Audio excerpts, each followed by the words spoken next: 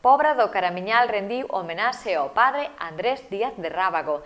Nado neste concello, levan máis de 70 anos como misioneiro en Asia, mais nunca se esqueceu da Pobra, a que lembra con cariño.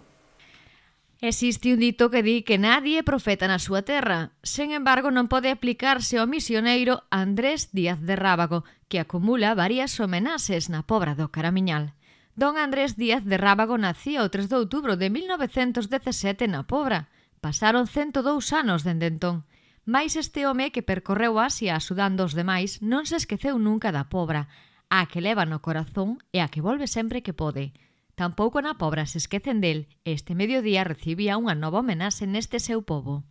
Rendirlle un homenaxe un máis, como xa fixo o anterior alcalde Isaac Maceiras, que xa o recibiu aquí, a Andrés Díaz de Rábago, pois pola súa trayectoria vital, que creo que pois é digna deste recoñecemento, non? Todo o tempo que leva fora do seu pobo, que, bueno, me acaba de confesar e transmitir que cada vez que ven lle gusta máis, cousa que é de agradecer, e está moi orgulloso de pertencer aquí, ou esa é a sensación que me dou a min, pero que leva tantos anos pois no sudeste asiático, en China empezou, despois seguiu nas Filipinas, en Timor-Leste, e finalmente pois 50 anos creo que xa leva en Taiwán, en Taipei, e polo tanto facendo sempre unha labor altruista de axuda aos demais e, bueno, impresionando por onde vai, co seu carácter afable, ca súa forza, ca súa vitalidade.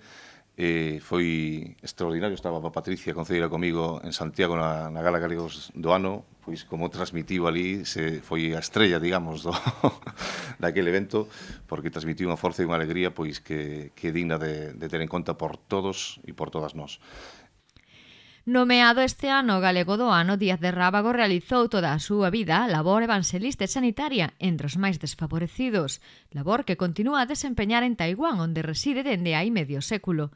O seu amosouse encantado de volver á Pobra, emocionado ao visitar a igrexa na que foi bautizado hai máis dun século. Pues evidentemente estoy encantado de estar este día en este pueblo, que es mi puebla, y mi pueblo. Porque yo nací aquí el año 1917, el 3 de octubre de 1917, y nunca me olvidé de la Puebla, sobre todo con el Nazareno.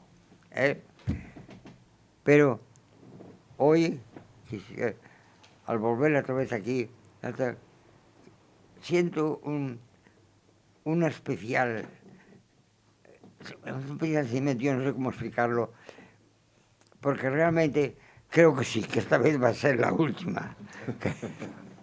Ahora, me puedo equivocar, eso ya lo dirá el señor de arriba. Pero hoy, cuando estuve con el Nazareno, allí un momento, y vi la pila del bautismo, donde me bautizaron, aquí en la Puebla, el día siguiente, no, el mismo día que nací, porque nací de madrugada y por la tarde me bautizaron aquí, y ver la pila, ciertamente me emocioné. Tuve que sacar un poco el pañuelo discretamente.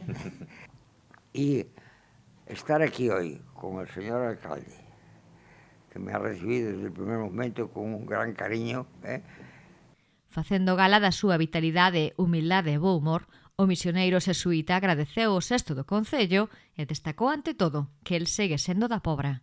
Yo nunca dejé de ser de la Puebla del Caramiñal. Yo ya saben lo que digo, Y digo, una mañana de niebla nací en la Puebla del Caramiñal. No tuve que pasar la ría de Villa García, que es Puerto del Mar. Eso, lo he cantado yo muchas veces, cuando me preguntan. Y realmente me siento cada vez más que soy de la Puebla, que he vivido todo en varios países del mundo, mucho, y ahora llevo más de 50 años en Taiwán, pero todavía soy de la Puebla de Díaz.